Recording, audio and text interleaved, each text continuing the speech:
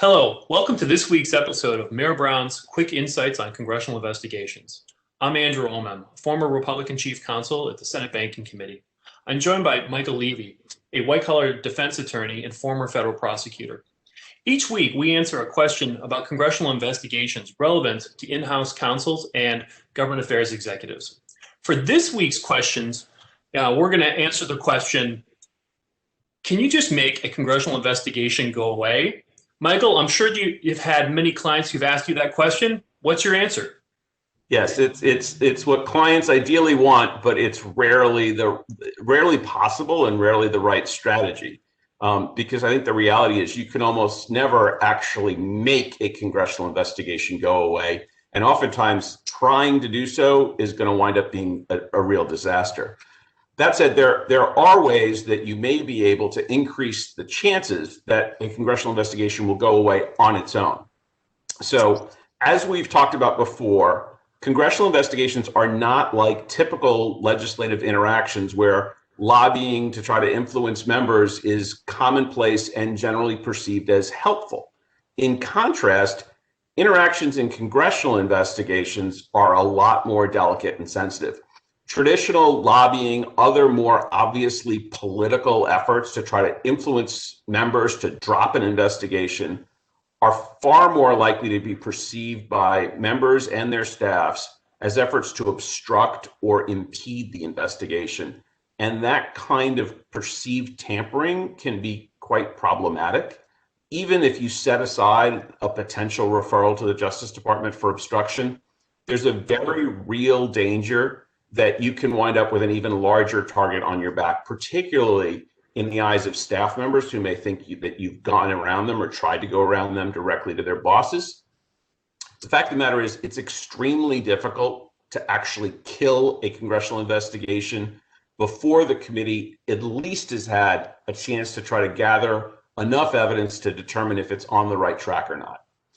Remember, the majority controls the investigation. And if they are going after something, if they've started an investigation, presumably they think it's in their political best interest to investigate that. So you're probably not going to be able to get them to change their minds until they've at least had some reasonable opportunity to explore the topic.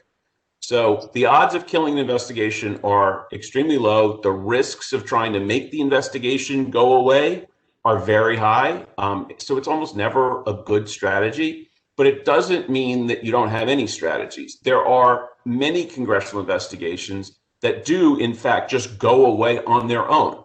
Sometimes, after gathering information, the committee realizes that the facts just aren't consistent with their perceived narrative, so the committee stops spending time and resources chasing down that narrative.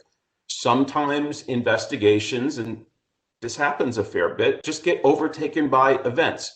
What was perceived at one point as an important matter requiring an investigation may subtly seem pretty inconsequential if, for example, a global pandemic breaks out or some other real world crisis emerges that convinces the committee that its time and its resources are better used pursuing other issues.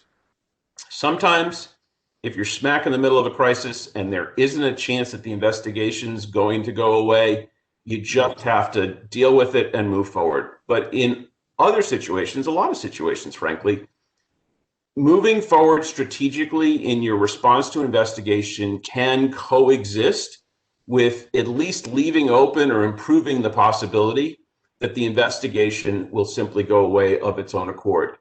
You don't ever want to be perceived as trying to slow down the investigation. As we've talked about, Congress likes to move quickly. But in most investigation, there are ways to move forward, satisfy the committee, be well prepared for a hearing if one develops, and also leave open the possibility that the investigation is just going to go away for reasons that may or may not have anything to do with the substance of the issue. Exactly how you do that obviously differs in every case, and in any event, I'm not going to give away the secret sauce in this video. But suffice it to say that in most cases, you can be smart and strategic without making the mistake of trying to politically make it go away. And Michael, I think that's right. And what actually gets me about the question, really strikes me, is the mindset behind it, which is not necessarily a respectful approach to the investigation. Congressional investigations, as we've talked about on prior episodes, are an important part of our democracy and how Congress works. And it's always good to remember that and to approach a congressional investigation with understanding that Congress is, in many cases, in fact, in most cases, trying to simply do its job. And when you lose that respect for the process, you usually end up taking actions that ultimately hurt yourself and take a potentially manageable situation and blowing it up into something much, much worse. So yeah, I think respect for the process is exactly right. Even some of the most politically motivated investigations, it's important to be able to deal with the committee in a way that respects the process of an investigation and emphasizes the investigation part rather than immediately moving over to politics, which sometimes is people's initial instinct and can really backfire. I totally agree. Well, thank you for joining this week's episode of Mayor Brown's Quick Insights on Congressional Investigations. We'll see you next week.